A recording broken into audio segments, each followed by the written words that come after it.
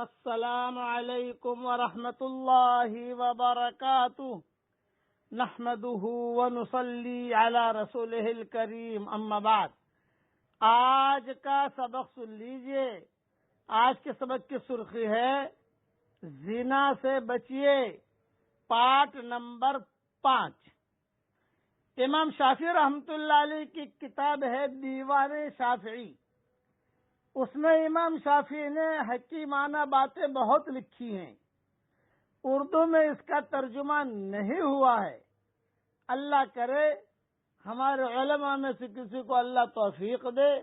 آج کل نوجوان علماء بہت محنت کر رہے ہیں، ماشاءاللہ۔ اس کتاب کا بھی ترجمہ ہو جائے تو امت کا بہت بڑا احسان ہوگا۔ انہوں نے ایک بات لکھی ہے اپنی کتاب میں دیوان شافعی میں کہ زنا ایک قرض ہے، اگر تو اس کا مرتکب ہوا تو بدلے میں وہ لوٹ کر تیرے گھر والوں پر بھی آئے گا۔ یہ بات سمجھ لے۔ یہ امام شافعی کے جملے نقل کر رہا ہوں جو انہوں نے لکھے ہیں، اور دلیل میں انہوں نے یہ کہا کہ طبرانی کی حدیث کہ حضور صلی اللہ علیہ وسلم نے فرمایا تم پاک دامن رہو تو تمہاری عورتیں بھی پاک دامن رہے گی۔ خلاصہ کلام یہ کہ اگر خدا نہ خواستہ کسی نے زنا کیا تو اس کی اولاد میں بھی یہی زنا کاری آئے گی۔ یہ امام شافعی کے قول کا خلاصہ ہے۔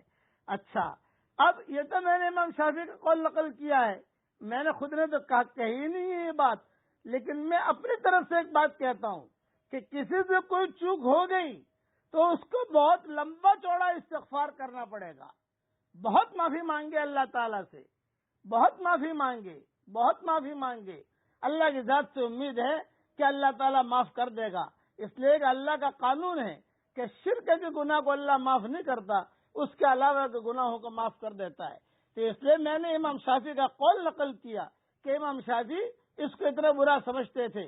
اور ایک بات اور سن لیجئے کہ امام شافعی کے اس قول کو علماء، مشائخ، فقہاء، محدثین اپنے اپنی کتابوں میں لکھتے آئے ہیں اور اپنے اپنے مجموع کے سامنے بیان کرتے آئے ہیں۔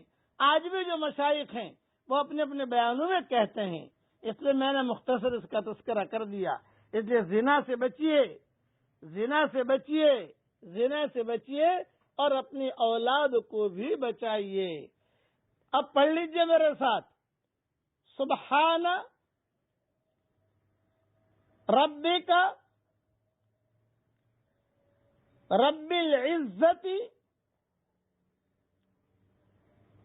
عما یصفون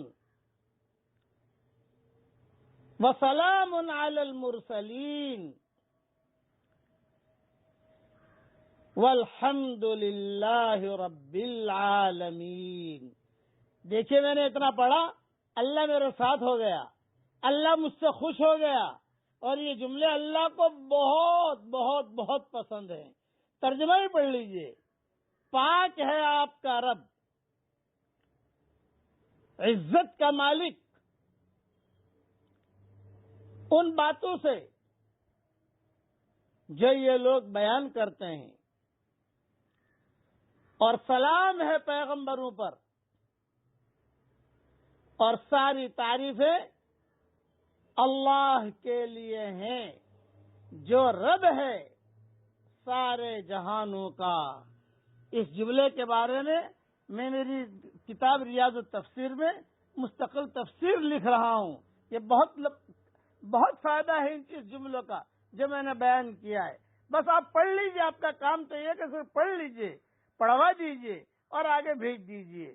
اللہ تعالی ہم سب سے راضی ہو جائے، اور اللہ تعالی ہم سب کو خوش بھی کر دے، اور ہماری قیامت تک کے آنے والی نسلوں کو بھی اللہ تعالی اور ہم سب کو اللہ جنت الفردوس میں عافیت کے ساتھ، ہمیں نبی کے پڑوس میں ہم سب کو اللہ جگہ عطا فرمائے۔ آمین۔ وآخر دعوانا ان الحمد للہ رب العالمین۔